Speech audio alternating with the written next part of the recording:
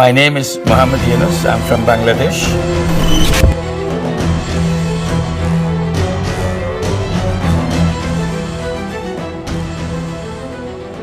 প্রিয় দেশবাসী, দেশের শিশু, কিশোর কিশোরী, তরুণ তরুণী, ছাত্রছাত্রী, বয়স্ক বৃদ্ধ, পুরুষ মহিলা সবাইকে আমার সালাম জানাচ্ছি।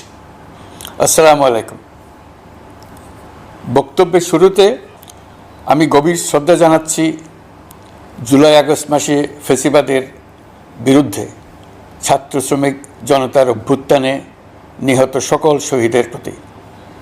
আমি আরও স্মরণ করছি তাদের যারা ফ্যাসিবাদী শক্তির প্রাণঘাতী অস্ত্রের সামনে হিমালয়ের মতো দাঁড়িয়ে অন্যায়ের প্রতিবাদ করে মৃত্যুকে আলিঙ্গন করেছে, আহত হয়েছে, পঙ্গুত্ব বরণ করেছে, হারিয়েছে তাদের চোখের দৃষ্টি। সেই সব বীরদের স্মরণ করছি যারা মিথ্যাচার, লুটপাট, স্বৈরতন্ত্রের বিরুদ্ধে এক দফা দাবি নিয়ে দাঁড়িয়েছিল। কৃতজ্ঞতা চিত্তে স্মরণ করছি আপনাদের ভাই বোনদের, আপনাদের সন্তানদের যারা এই বিপ্লবে অংশগ্রহণ করেছিল। প্রিয় দেশবাসী, আমি আগেও জানিয়েছি, আবারও জানাচ্ছি, গণ অভ্যুত্থানে সকল শহীদের পরিবারকে পুনর্বাসন করা হবে। সকল আহত শিক্ষার্থী, শ্রমিক জনতার চিকিৎসার সম্পূর্ণ ব্যয় সরকার বহন করবে। আহতদের দীর্ঘমেয়াদী এবং ব্যয়বহুল চিকিৎসা এবং শহীদদের পরিবারের দেখাশোনার জন্য স্বাস্থ্য মন্ত্রণালয়ের নেতৃত্বে একটি পূর্ণাঙ্গ তালিকা প্রস্তুত করা হয়েছে। এখন এই নতুন তথ্য পাওয়ার ভিত্তিতে এই তালিকা হালনাগাদ করা হতে থাকবে। গণ অভ্যুত্থানের শহীদদের স্মৃতি ধরে রাখতে সরকার তার যাত্রা লগ্নে জুলাই গণহত্যা স্মৃতি ফাউন্ডেশন নামে একটি ফাউন্ডেশন প্রতিষ্ঠার উদ্যোগ নেয়। এখন সেই ফাউন্ডেশন তৈরি হয়েছে। সকল শহীদ পরিবার এবং আহতদের সর্বোত্তম চিকিৎসা সহ তাদের পরিবারের সম্পূর্ণ দায়িত্ব এই ফাউন্ডেশন গ্রহণ করছে। এই ফাউন্ডেশনে দান করার জন্য দেশের সকল মানুষ এবং বিদেশে অবস্থানরত বাংলাদেশিদের আমরা আহ্বান জানাচ্ছি। গত মাসে কুমিল্লা, নোয়াখালী, সিলেট অঞ্চলে আকস্মিক বন্যা এসব এলাকার মানুষকে হতভম্ব করে দিয়েছে। এখানে বেশিরভাগ এলাকায় কোনো দিন বন্যা হয়নি। তারা বন্যা মোকাবেলা করে অভ্যস্ত নন। দেশপ্রেমিক সশস্ত্র বাহিনী তাৎক্ষণিকভাবে বন্যা আক্রান্ত সবাইকে রক্ষার জন্য এগিয়ে আসে। সেনা, নৌ এবং বিমান বাহিনী পরস্পরের সঙ্গে সমন্বয় করে একযোগে কাজে নেমে পড়ার ফলে মানুষের দুর্ভোগ কম হয়েছে।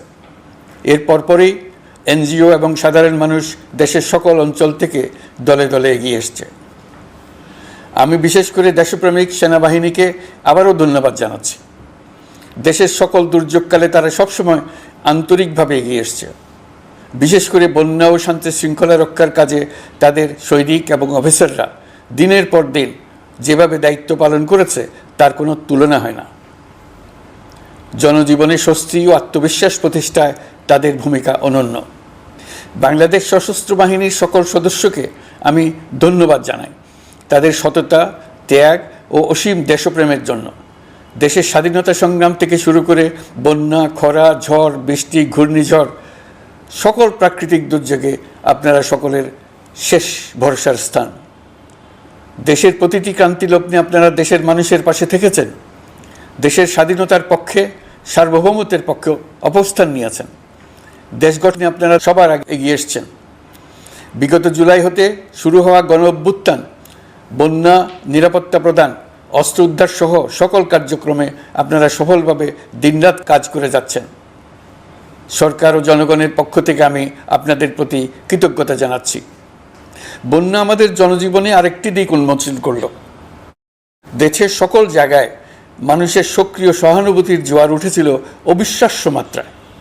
ব্যবসায়ী, অর্থবান ব্যক্তিরা যেমন তাদের অর্থ নিয়ে স্বতঃস্ফূর্তভাবে এগিয়ে এসেছিল, তেমনি দেশের বিভিন্ন প্রান্তের সাধারণ মানুষ, স্কুল, কলেজ, বিশ্ববিদ্যালয়ের ছেলেমেয়েরা জোয়ারের ঢলের মতো যার যার সামর্থ্য নিয়ে এগিয়ে এসছে।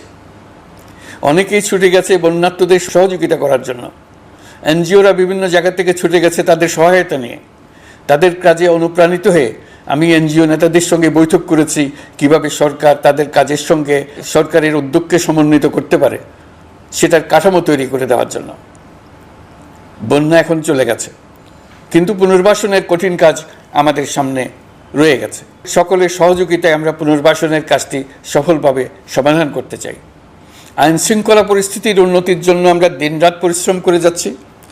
যে সমস্ত ভাই বোনেরা তাদের গত 16 বছরের বেদনা জানিয়ে তার প্রতিকার পাওয়ার জন্য আমার অফিস এবং সচিবালয়ের অফিসসমূহের সামনে প্রতিদিন ঘেরাও কর্মসূচি দিয়ে আমাদের কাজকর্ম ব্যাহত করছিলেন, তারা আমার আহ্বানে সাড়া দিয়ে ঘেরাও কর্মসূচির থেকে বিরত হয়েছেন বটে, তবে অন্যত্র আবার তারা তাদের কর্মসূচি দিয়ে যাতায়াতে ব্যাঘাত সৃষ্টি করছেন। আমি কথা দিচ্ছি, আপনাদের ন্যায্য আবেদনের কথা আমরা ভুলে যাব না। আমরা সকল অন্যায়ের প্রতিকারের জন্য প্রতিশ্রুতিবদ্ধ।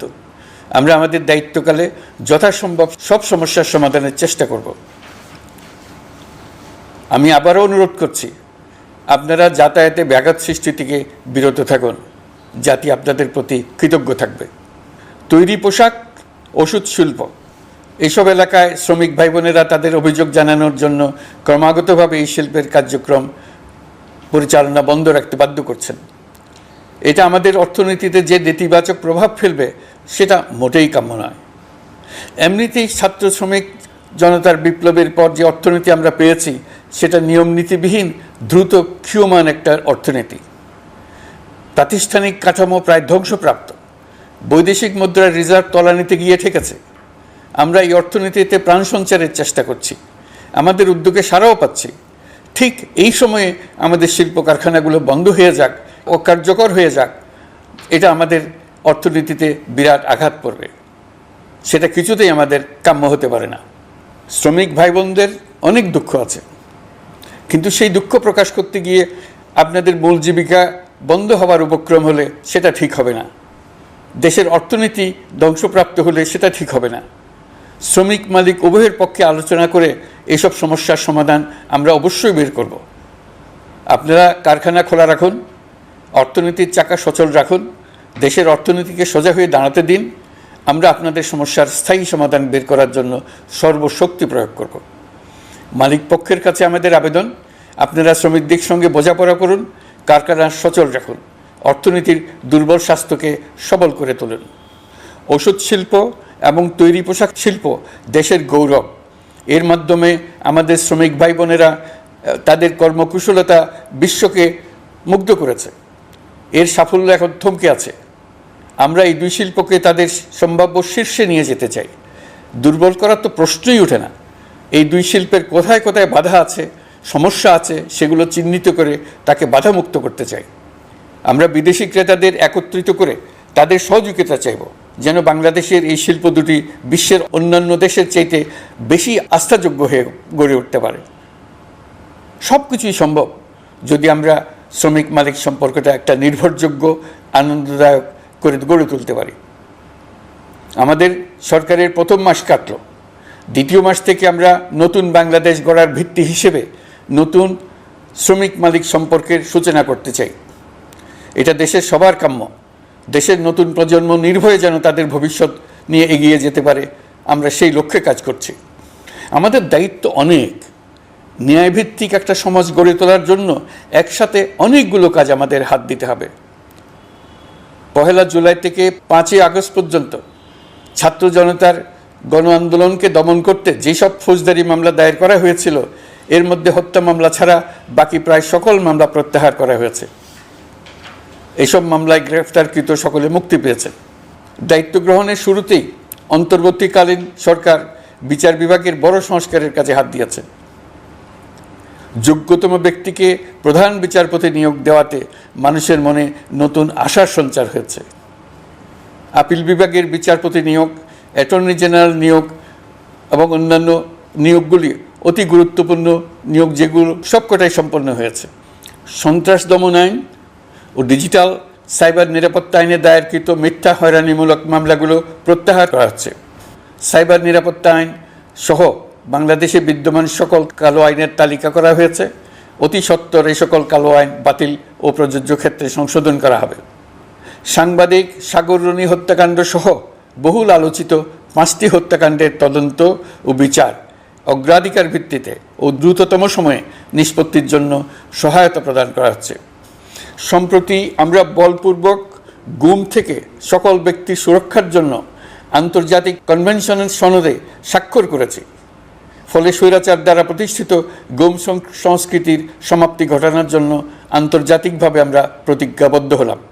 এছাড়া আমরা ফ্যাসিবাদ শাসনের 15 বছরে গুমের প্রতিটি ঘটনা তদন্ত করার জন্য পৃথক একটা কমিশন গঠন করছি।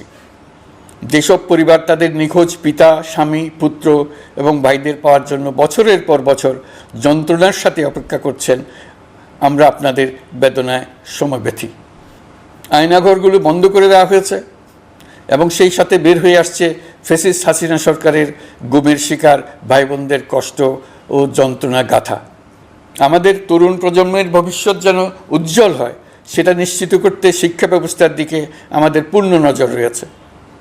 ইতিমধ্যে প্রথম শ্রেণী থেকে দ্বাদশ শ্রেণী পর্যন্ত বর্তমানের ত্রুটিপূর্ণ শিক্ষাক্রম পরিবর্তন করা হয়েছে। বই সংশোধন ও পরিমার্জনের কাজ শেষ পর্যায়ে আছে। এই সংস্কারের কাজ অব্যাহত থাকবে। বিশ্ববিদ্যালয়সমূহের উচ্চ প্রশাসনিক পদগুলো পূরণ করে শিক্ষা কার্যক্রম স্বাভাবিক করার কাজ দ্রুত গতিতে এগিয়ে চলেছে। বেসরকারি শিক্ষা প্রতিষ্ঠানগুলোর পরিচালনা বোর্ডে দখলদারিত্বের রাজনীতি বন্ধ করার ব্যবস্থাও নেওয়া হয়েছে। আপনারা নিশ্চয় লক্ষ্য করেছেন, আমাদের প্রথম মাসে দেশের প্রায় সকল বিশ্ববিদ্যালয়ের উপাচার্য এবং উপাচার্য মহোদয়গণ পদত্যাগ করেছেন। উচ্চশিক্ষার ক্ষেত্রে এটা বিরাট শূন্যতার সৃষ্টি করেছে। প্রথম মাসে আমরা ক্রমাগতভাবে প্রতিটি বিশ্ববিদ্যালয়ে সবার কাছে গ্রহণযোগ্য এমন উপাচার্য এবং উপাচার্য নিয়োগ দেওয়ার কাজ শুরু করেছে। এর ফলে সকল সরকারি এবং বেসরকারি বিশ্ববিদ্যালয়গুলোতে নতুন উদ্যমে কাজ শুরু করার পরিবেশ সৃষ্টি হয়েছে। সংবাদ মাধ্যম ও মত প্রকাশের পূর্ণ স্বাধীনতা ইতিমধ্যে নিশ্চিত করা হয়েছে। আমরা সবাইকে বলে দিয়েছি, আপনারা মন খুলে আমাদের সমালোচনা করুন, আমরা সবার মতামতের প্রতি শ্রদ্ধাশীল।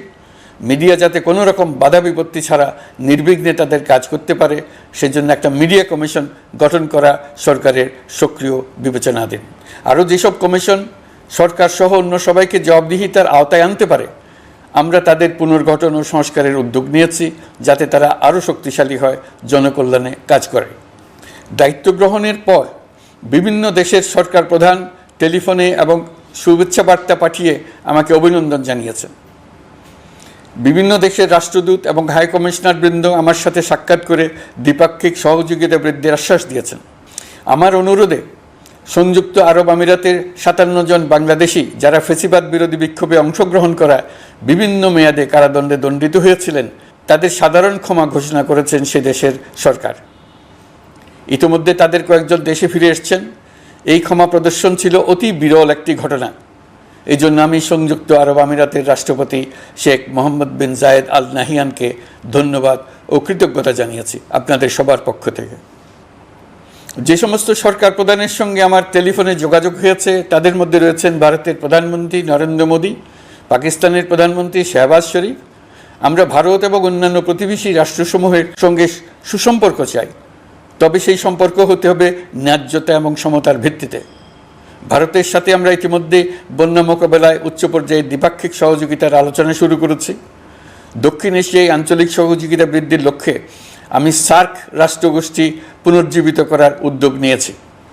আমরা চাই আমাদের দেশ যেন একটি গণতান্ত্রিক দেশ হিসেবে বিশ্বের কাছে সম্মানের সাথে পরিচিত হয়। দেশের পরিকল্পনা যেন দেশের মানুষকেন্দ্রিক হয়, কোনো নেতা বা দলকেন্দ্রিক না হয়। আমরা স্বৈরাচারী হাসিনা সরকারের অহেতুক কোটি কোটি টাকা ব্যয়ের প্রকল্প বাস্তবায়িত হতে দেখেছি, যেগুলো কখনোই দেশের মানুষের জন্য ছিল না, বরং এর সাথে জড়িত ছিল কুৎসিত আমিত্ব এবং বিশাল আকারের চুরি। চলমান এবং প্রস্তাবিত সকল উন্নয়ন প্রকল্পগুলোর যাচাই বাছাই করার কাজ ইতিমধ্যে আমরা শুরু করেছি। প্রকল্প বাস্তবায়নের পর্যায় বিবেচনা করে বাকি কাজে ব্যয়ের সাশ্রয় এমনকি প্রয়োজন মতে তা বাতিল করার কথা বিবেচনা করা হবে। দেশের মানুষকে আর ফাঁকি দেওয়া চলবে না। কর্মসংস্থান তৈরি করবে এমন প্রকল্পগুলোকে আমরা অগ্রাধিকার দেব। লুটপাট ও পাচার হয়ে যাওয়া অর্থ ফিরিয়ে আনার উদ্যোগ আমরা নিয়েছি। আর্থিক খাতে শৃঙ্খলা ফিরিয়ে আনতে একটা ব্যাংকিং কমিশনও গঠন করার উদ্যোগ নেওয়া হয়েছে। বিভিন্ন ব্যাংকের পরিচালনা পরিষদ পুনর্গঠন করা হয়েছে। ব্যাংকিং খাতে এই এক মাসে বিরাট পরিবর্তন এসেছে, আপনারা নিশ্চয়ই সেটা লক্ষ্য করেছেন। আমরা এই খাতে নিয়মনীতি প্রতিষ্ঠা করতে পেরেছি। আরও অনেক কাজ বাকি রয়ে গেছে। প্রথম মাসের কাজ হিসেবে শুধু প্রধান কাজগুলো করেছি। তার সঙ্গে রয়েছে আরও অনেক পরবর্তী কাজ। ফ্যাসিবাদী সরকার লুটপাট করার জন্য নতুন করে 60,000 কোটি টাকা ছাপিয়ে বাজারে ছাড়ার কারণে মুদ্রাস্ফীতির শিকার হয়েছে দেশের মানুষ। এই অতুলনীয় মুদ্রাস্ফীতি নিয়ন্ত্রণ অন্তর্বর্তী সরকারের অন্যতম প্রধান লক্ষ্য। মুদ্রাস্ফীতি নিয়ন্ত্রণের লক্ষ্যে পলিসি সুদের হার বৃদ্ধি করে 9% উন্নীত করা হয়েছে। মূল্যস্ফীতি থেকে সাধারণ মানুষকে সুরক্ষা দেওয়ার উদ্দেশ্যে ওএমএস খাদ্যবান্ধব কর্মসূচি সহ সুলভ মূল্যে প্রান্তিক মানুষের কাছে নিত্য প্রয়োজনীয় দ্রব্য সরবরাহ চলমান রাখা হয়েছে। মূল্যস্ফীতি মোকাবেলায় চলতি অর্থ বছরে চাল ও গম আমদানির জন্য 5,800 কোটি টাকা, আভ্যন্তরীণ সংগ্রহের জন্য 8,900 কোটি টাকা এবং খাদ্য ভর্তুকির 3টি প্রোগ্রামের জন্য 7,360 কোটি টাকা বরাদ্দ রাখা হয়েছে।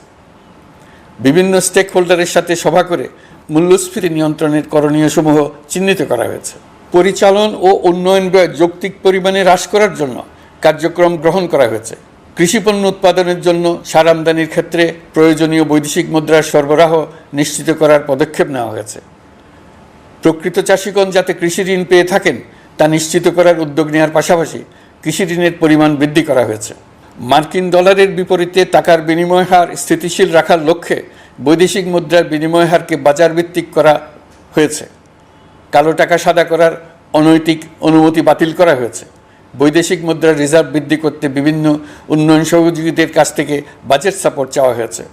আন্তর্জাতিক মুদ্রা তহবিল থেকে অতিরিক্ত 3 বিলিয়ন মার্কিন ডলার, বিশ্বব্যাংক থেকে অতিরিক্ত 1 বিলিয়ন ডলার, জাইকা থেকে অতিরিক্ত 1 বিলিয়ন মার্কিন ডলার প্রদানের অনুরোধ করা হয়েছে। রূপপুর পারমাণবিক বিদ্যুৎ কেন্দ্র নির্মাণ প্রকল্পের অগ্রিম অর্থ পরিশোধ এবং বকেয়া পাওনা নিয়ে রাশিয়ান ফেডারেশনের সাথে অর্থ মন্ত্রণালয়ের আলোচনা চলছে। পাইপলাইনে থাকা 48 বিলিয়ন মার্কিন ডলার বৈদেশিক সহায়তা ব্যবহারের উদ্যোগ নেওয়া হয়েছে। মেগা প্রকল্পের নামে লুটপাট বন্ধের পাশাপাশি স্বাস্থ্য ও শিক্ষা খাতে বরাদ্দ বৃদ্ধির পরিকল্পনা গ্রহণ করা হয়েছে। বৈদেশিক মুদ্রার রিজার্ভের উপর চাপ কমানোর লক্ষ্যে রাশিয়া এবং চীন থেকে প্রাপ্ত ঋণের সুদের হার কমানো এবং ঋণের মেয়াদ বৃদ্ধির জন্য অনুরোধ জানানো হয়েছে। সকল উন্নয়ন সহযোগীদের সাথে সম্পর্ক আরও নিবিড় করার উদ্যোগ নেওয়া হয়েছে। সকল অর্থনৈতিক সূচক এবং পরিসংখ্যানের প্রকৃত মান বা সংখ্যা প্রকাশের জন্য নির্দেশনা প্রদান করা হয়েছে। জিডিপি, মূল্যস্ফীতি ইত্যাদি সঠিক উপাত্ত সংগ্রহ, প্রাক্কলন ও প্রকাশের জন্য নির্দেশনা দেওয়া হয়েছে। জাতীয় রাজস্ব বোর্ড এবং অর্থ বিভাগের রাজস্ব আয় সম্পর্কিত উপাত্তের মধ্যে পার্থক্য নিরসনে উদ্যোগ নেওয়া হয়েছে। প্রকৃত রপ্তানি আয় নিরূপণ এবং প্রকাশের নির্দেশনা দেওয়া হয়েছে। জাতীয় রাজস্ব বোর্ডের অটোমাইজেশনের লক্ষ্যে পরিকল্পনা গ্রহণ করা হয়েছে। পুঁজিবাজারকে স্বাভাবিক ধারায় ফিরিয়ে আনতে সিকিউরিটি এক্সচেঞ্জ কমিশন পুনর্গঠন করা হয়েছে। নিত্য প্রয়োজনীয় পণ্য সামগ্রীর সরবরাহ স্বাভাবিক রাখার নিমিত্তে ব্যবসায়ী, শিল্প মালিক ও ব্যবসায়ী সংগঠনের সাথে সভা করা হচ্ছে এবং তাদের মতামতের ভিত্তিতে বিভিন্ন ব্যবস্থা গ্রহণ করা হচ্ছে। বিদ্যমান মজুদ ও ঘাটতি মূল্যায়ন করে ভবিষ্যৎ চাহিদা পর্যালোচনা করে স্থানীয় উৎপাদন বৃদ্ধির পাশাপাশি আমদানি পর্যায়ে বিভিন্ন জটিলতা দূরীকরণ, বন্দর ও বড় মোকামসহ পরিবহন ব্যবস্থার বিভিন্ন সমস্যা সমাধানে সংশ্লিষ্ট সকল মন্ত্রণালয়, দপ্তর, বিভাগকে প্রয়োজনীয় নির্দেশ দেওয়া হয়েছে। এই জন্য তেল, চিনি, ডিম ও মাংস উৎপাদনকারী বৃহৎ প্রতিষ্ঠানসমূহের সাথে সভা ও মতবিনিময় করা হচ্ছে। নিত্য প্রয়োজনীয় কিছু দ্রব্যাদি যেমন পেঁয়াজ, আলু এসবের দাম আরও কমানোর জন্য বিদ্যমান শুল্ক হার হ্রাসের বিষয়ে এনবিআরকে প্রয়োজনীয় নির্দেশনা দেওয়া হয়েছে। ইতোমধ্যে এনবিআর পেঁয়াজ, আলু ও কতিপয় কীটনাশকের ক্ষেত্রে আমদানি শুল্ক হ্রাস এবং ক্ষেত্র বিশেষে রেগুলেটরি শুল্ক প্রত্যাহার করে এসআরও জারি করেছে। নিম্ন আয়ের 1 কোটি পরিবারকে টিসিবির মাধ্যমে হ্রাসকৃত মূল্যে কিছু পণ্য যেমন পরিবার প্রতি চাল মাসে 5 কেজি, সয়াবিন তেল মাসে 2 কেজি, মসুর ডাল মাসে 2 কেজি দেওয়া হচ্ছে। এটি সামনের দিনগুলোতে অব্যাহত রাখা হবে। সরকার দায়িত্ব গ্রহণের পর জনপ্রত্যাশা অনুযায়ী বিদ্যুৎ, জ্বালানি ও খনিজ সম্পদ মন্ত্রণালয় হতে বিদ্যুৎ ও জ্বালানির দ্রুত সরবরাহ বৃদ্ধি আইনের অধীনে চলমান সকল প্রকার নেগোসিয়েশন, প্রকল্প বাছাই এবং ক্রয় প্রক্রিয়াকরণ কার্যক্রম আপাতত স্থগিত করা হয়েছে। গত 1.5 দশকে এই আইন ব্যবহার করে লক্ষ কোটি টাকা লুটপাট হয়েছে। বিদ্যুৎ, জ্বালানি ও খনিজ সম্পদ মন্ত্রণালয়ের আওতাধীন কোম্পানিসমূহে অধিকতর স্বচ্ছতা ও জবাবদিহিতা আনার লক্ষ্যে কোম্পানিসমূহের পরিচালনা পর্ষদ পুনর্গঠন করা হয়েছে। প্রকৌশল, ভূতত্ত্ব এবং খনিজ হিসাব বিষয়ে অধ্যয়ন করেছে এমন ছাত্র প্রতিনিধি অন্তর্ভুক্ত করার জন্য উদ্যোগ গ্রহণ করা হয়েছে। এই খাতে অধিকতর সক্ষমতা, গতিশীলতা এবং জবাবদিহিতা নিশ্চিত করার লক্ষ্যে বিশেষজ্ঞগণের সমন্বয়ে একটি কমিটি গঠন করা হয়েছে। জ্বালানি তেলের মূল্য জনপ্রত্যাশা অনুযায়ী সহনশীল রাখতে অকটেন ও পেট্রোলের দাম 6 টাকা, ডিজেল ও কেরোসিনের দাম 1 টাকা 25 পয়সা কমানো হয়েছে। 37 দিন বন্ধ থাকার পর গত 25 আগস্ট হতে মিরপুর 10 ও কাজীপাড়া স্টেশন ছাড়া বাকি সব স্টেশনে মেট্রো রেল পুনরায় চালু করা হয়েছে। ভুয়া মুক্তিযোদ্ধাদের চিহ্নিত করার লক্ষ্যে বিশেষ করে মুক্তিযুদ্ধের সময় যাদের বয়স 12.5 বছরের কম ছিল তাদের মুক্তিযুদ্ধ তালিকা হতে বাতিলের জন্য সুপ্রিম কোর্টে লিভ টু আপিলের পদক্ষেপ গ্রহণ করা হয়েছে। মুক্তিযোদ্ধা কল্যাণ ট্রাস্টের আওতাধীন বেদখলকৃত স্থাবর সম্পত্তি উদ্ধারে প্রয়োজনীয় ব্যবস্থা গ্রহণ করা হয়েছে। গৃহায়ন ও গণপূর্ত মন্ত্রণালয় কর্তৃক গৃহীত বরিশাল, রংপুর, ময়মনসিংহ উন্নয়ন কর্তৃপক্ষ আইন এর খসড়া তৈরির কার্যক্রম নেওয়া হয়েছে। পূর্বাচল নতুন শহর প্রকল্প, ঢাকার আশেপাশে স্যাটেলাইট সিটি নির্মাণের রোডম্যাপ চূড়ান্তকরণের উদ্যোগ নেওয়া হয়েছে। বিধি বহির্ভূত প্রদত্ত প্লট ও ফ্ল্যাটের বরাদ্দ বাতিলের উদ্যোগ নেওয়া হয়েছে। প্রিয় দেশবাসী, আপনাদের আমাদের সন্তানদের জন্য একটি গণতান্ত্রিক বাংলাদেশের রূপরেখা তৈরি করতে আমরা দৃঢ় প্রতিজ্ঞ। আর যেন আমাদের কোনো স্বৈরাচারের হাতে পড়তে না হয়। আমরা যাতে বলতে পারি আমরা একটি গণতান্ত্রিক দেশে বসবাস করি, আমরা যাতে সকলেই দাবি করতে পারি যে এই দেশটি আমাদের, আমরা সেই লক্ষ্যেই কাজ করছি। কেউ আইন নিজের হাতে তুলে নেবেন না। আইন নিজের হাতে তুলে নিয়ে কেউ সমাজে বিশৃঙ্খল পরিবেশ সৃষ্টি করলে আমরা তাকে অবশ্যই শাস্তির আওতায় নিয়ে আসব। আমরা একটি সাম্প্রদায়িক সম্প্রীতির দেশ। ধর্মীয় সম্প্রীতি বিনষ্ট হয় এমন কোনো কাজ কেউ কোনোভাবেই করবেন না। অতীতে শুধুমাত্র আওয়ামী মতাদর্শী না হওয়ার কারণে 28তম থেকে 42তম BCS পর্যন্ত BPSC কর্তৃক সুপারিশকৃত অনেক প্রার্থী নিয়োগ বঞ্চিত হয়েছেন। 8ই আগস্ট পরবর্তী সময়ে এর মধ্যে এদের 259 জনকে নিয়োগ দেওয়া হয়েছে। মাঠ প্রশাসনকে জনবান্ধব এবং দুর্নীতিমুক্ত জবাবদিহিমূলকভাবে গড়ে তোলার জন্য সব ধরনের উদ্যোগ নেওয়া হয়েছে।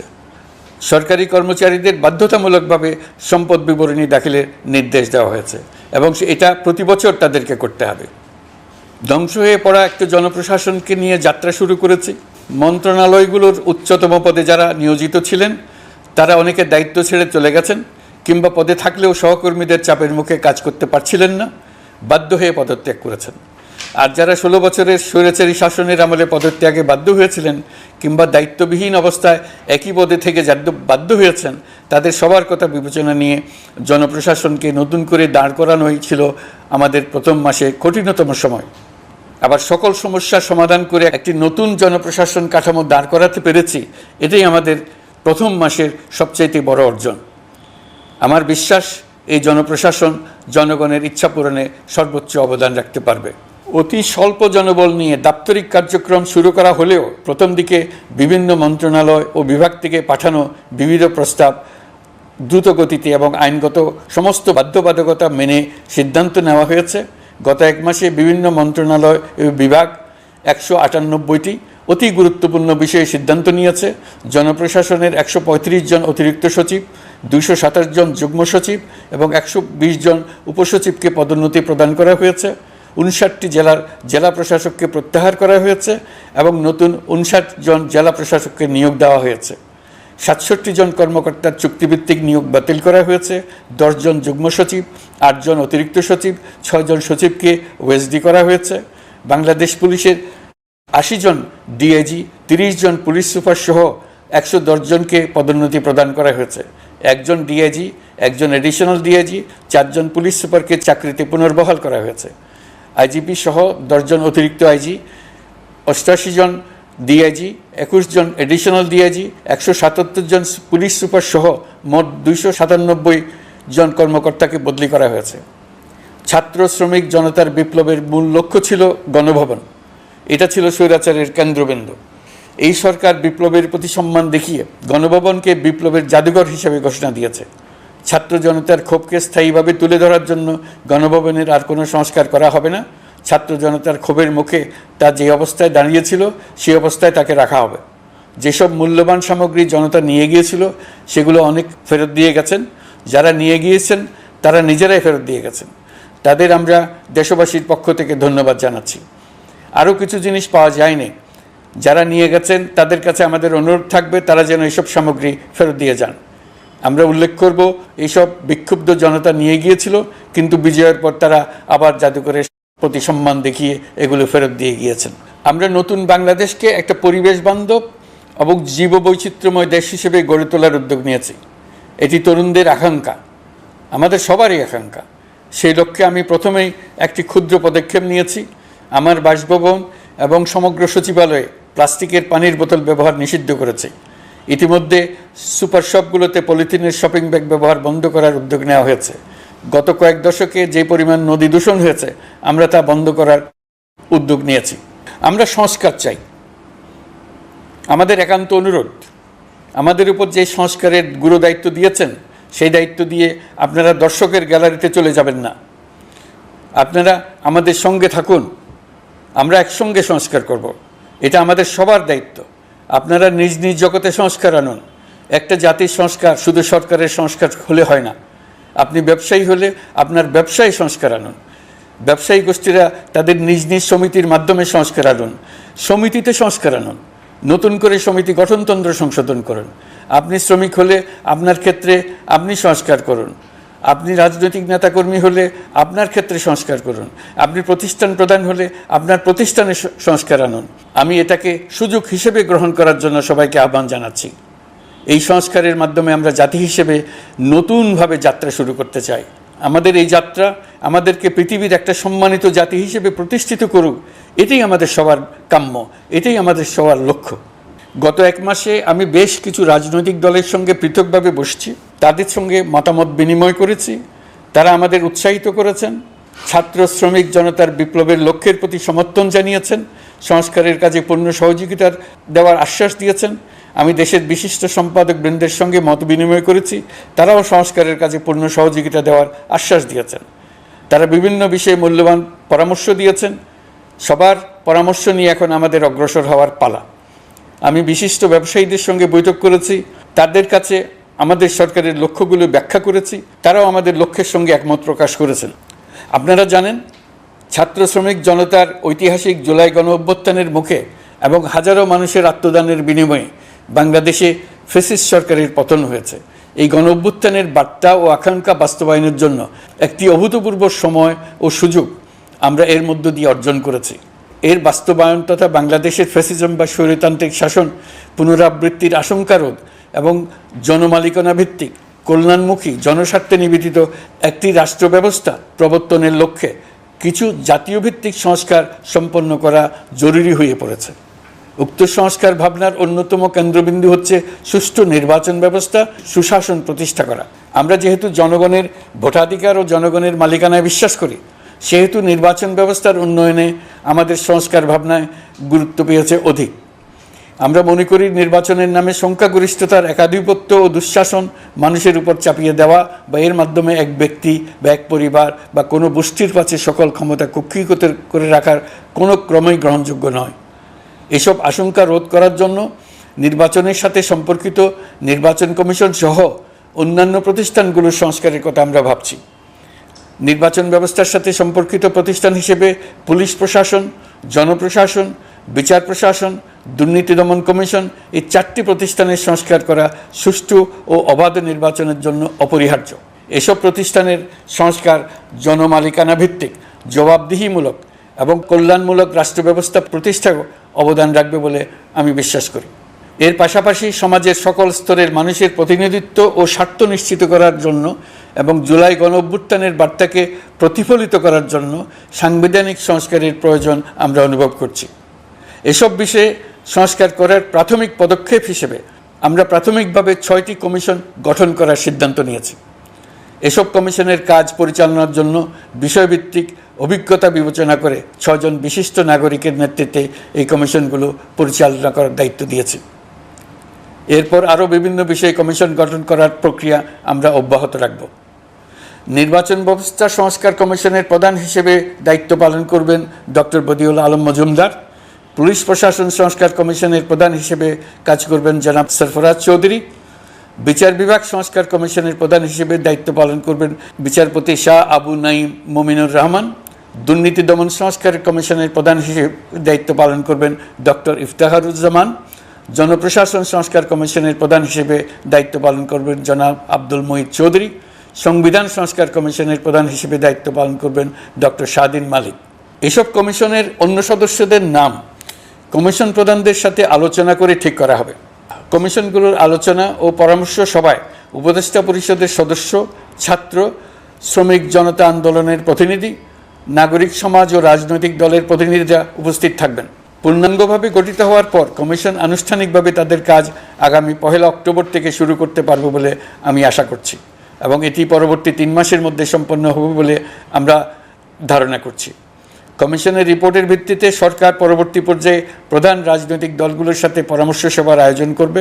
চূড়ান্ত পর্যায়ে ছাত্র সমাজ, নাগরিক সমাজ, রাজনৈতিক দলের প্রতিনিধি, সরকারের প্রতিনিধি নিয়ে ব্যাপক ভিত্তিক 3 থেকে 7 দিন ব্যাপী একটি পরামর্শ সভার ভিত্তিতে সংস্কার ভাবনার রূপরেখা চূড়ান্ত করা হবে। এতে এই রূপরেখা কীভাবে বাস্তবায়ন হবে তার একটি ধারণাও দেওয়া হবে। এই আয়োজন জুলাই গণ অভ্যুত্থানের বার্তা বাস্তবায়ন ও রাষ্ট্র পুনর্নির্মাণ তাগিদের ঐক্যবন্ধনে গোটা জাতিকে শক্তিশালী ও আশাবাদী করে তুলবে বলে আমাদের বিশ্বাস। প্রিয় দেশবাসী, আমাদের সামনে অনেক কাজ, সবাই মিলে একই লক্ষ্যে আমরা অগ্রসর হতে চাই। আমাদের মধ্যে, বিশেষ করে আমাদের নতুন প্রজন্মের মধ্যে যে সুপ্ত প্রতিভা লুকিয়ে আছে সেটা যেন বিনা বাধায় রাষ্ট্রের এবং সমাজের সহযোগিতায় প্রকাশ করতে পারি, সেই সুযোগের কাঠামো তৈরি করতে চাই। সকলে মিলে আমাদের পরিবারের প্রতিটি সদস্যকে, সে ঝাড়ুদার হোক, ছাত্র হোক, শিক্ষক হোক, যে কোনো ধর্মের হোক, সবার সমান অধিকার নিশ্চিত করতে চাই। এই হলো আমাদের সংস্কারের মূল লক্ষ্য। আসুন ছাত্র শ্রমিক জনতার এই বিপ্লবের লক্ষ্যকে আমরা দ্রুত বাস্তবায়ন করি। আমাদের প্রথম মাসে আমরা যেই গতিতে, যে উদ্যম নিয়ে কাজ এগিয়ে নিয়ে যাওয়ার কথা চিন্তা করেছিলাম সেটা হয়তো করতে পারিনি বাস্তব অবস্থার পরিপ্রেক্ষিতে। দেশের আইনশৃঙ্খলা পরিস্থিতি স্বাভাবিক রাখা গেলে আশা করি আমরা আমাদের গতি অনেক বাড়াতে পারব। এই জন্য দেশের সকল মানুষের কাছে, শিক্ষক, ছাত্রছাত্রী, কৃষক, শ্রমিক, পেশাজীবী, বড় ব্যবসায়ী, ক্ষুদ্র ব্যবসায়ী, দিনমজুর, গৃহিণী, সকলের সহযোগিতা চেয়েছি। আমাদের কাজ বড় কঠিন, কিন্তু জাতি হিসেবে এবার ব্যর্থ হওয়ার কোনো অবকাশ আমাদের নেই। আমাদেরকে সফল হতেই হবে। এই সাফল্য আপনাদের কারণেই আসবে, আপনার সহযোগিতার কারণেই আসবে। আমাদের কাজ হবে আপনার আমার স্বপ্নকে বাস্তবে রূপায়িত করা। এখন আমরা আমাদের 2য় মাস শুরু করছি। আমাদের 2য় মাসে যেন আপনাদের মনে দৃঢ় আস্থা সৃষ্টি করতে পারি, সেই চেষ্টা করে যাব। ধৈর্য ধরুন, এই কথাটি আমি মোটেই আপনাদের বলবো না। আমরা সবাই অধৈর্য হয়ে পড়েছি। এত সব কাজ কখন যে শেষ হবে এটা চিন্তা করে আমরা অধৈর্য হব, কেন হব না? কিন্তু সঠিকভাবে কাজ করব, কাজে কোনো অধৈর্যের চিহ্ন রাখব না। প্রিয় দেশবাসী, দেশের শিশু, কিশোর কিশোরী, তরুণ তরুণী, ছাত্রছাত্রী, বয়স্ক, বৃদ্ধ, পুরুষ, মহিলা, সবাইকে আবারও আমার সালাম জানাচ্ছি। আসসালামু আলাইকুম। আপনাদের সবাইকে ধন্যবাদ জানাচ্ছি। মহান আল্লাহ আমাদের সকলের সহায় হন।